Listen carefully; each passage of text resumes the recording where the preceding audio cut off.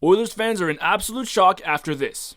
After a tight Game 3 that goes to OT, we see Gabe Vilardi go for the puck, which ends up bouncing up a skate and hitting a stick blade for what could have been called a high stick. This missed call was absolutely pivotal as the play continues before scoring the game winner. Oilers Twitter was absolutely livid, and while it's never a recipe for success to blame the reffing for the outcome of a game, what's insane is after a long review, they called it a good goal still. And so post-game, McDavid had this to say. Kind of goes up and it goes off the stick.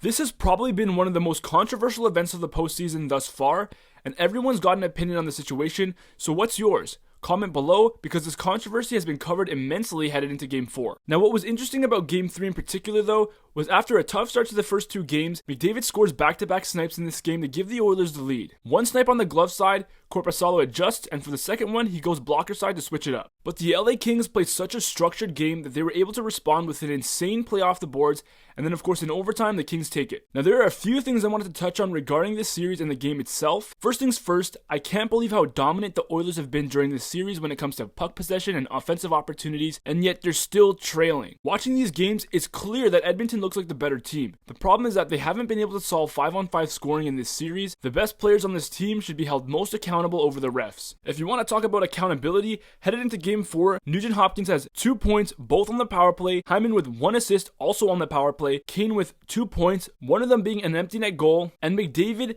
3 points with not a single even strength point. Another key issue has been the skill gap in goaltending. While Skinner hasn't been completely awful, he did let in some softies in Game 2 and has not been able to shut the door for Edmonton despite the close scoring game. The truth is, he's been outplayed by Korpisalo by a long shot. Edmonton is clearly possessing much higher danger scoring chances, and Korpisalo continues to keep LA in the game. When you watch the games itself, it's almost as if Edmonton has the puck the whole game, and then the few chances that LA gets, they capitalize on. This series would be heavily different if the goaltending performances were reversed. Then, in Game 3 in particular, Nurse had 2 extremely questionable defensive collapses. One was the OT goal, and the other was the opening goal, which I also mentioned was a concern for this team headed into the playoffs. And then the last thing I want to touch on was Jay Woodcroft's comments on how he trusts the best player in the world to call a high stick over the officials, which was just unnecessary. At the end of the day, I get what he was trying to say, but the rule is to play until you hear a whistle. It's not McDavid's or any other player's job to make the call, and so even if the refs miss a call, your best bet is to compete, because if you don't, you might cost your team, and then there's no going back. So let me know what you think the outcome of the series is going to be. It's Cappy, and I'm out.